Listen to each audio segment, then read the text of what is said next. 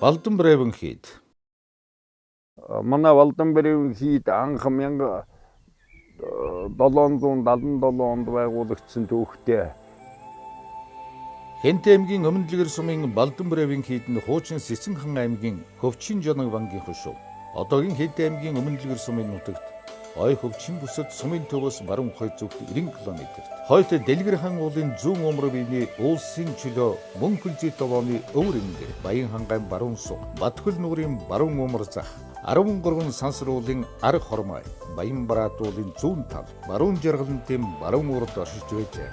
Бревен хийдэн цогчин Шарил Барайвам Тонжин Зайсан Лаврын Шашны яа хоёр ховилгааны Майдрын Очир дарын Ганжуурын дуун болон дөрвөн аймгийн Чойнхор, Намжаа, Тойслон, Тэгчлэн гэсэн дуунуудтай баруун чойр, зүүн чойр, Мам, Зурхай, Дүйнхар, Бадмаяого, Ламрим гэсэн дацангуудтай байсан байна.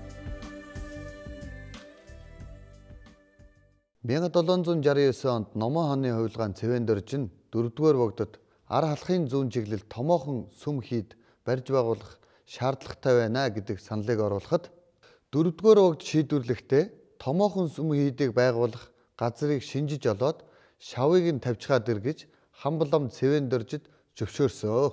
Энэ урд хайрхан 13 сансар нагаарын лууны хэлбэртэй юм байна гэж.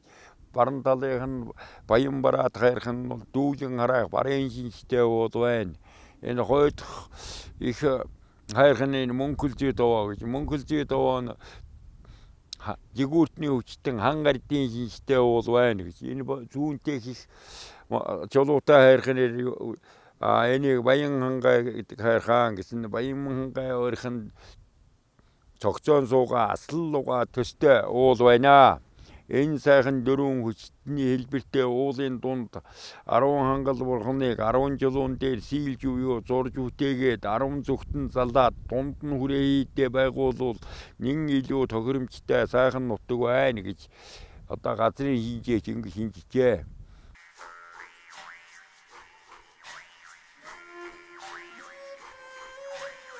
Сумын хаалган дээгүүр дөрвөлжин шоо шиг юм хонхорхон нөхнүүд байдаг. Энэ бол сарсан багбахан үүр хэмээн нэрлэдэг.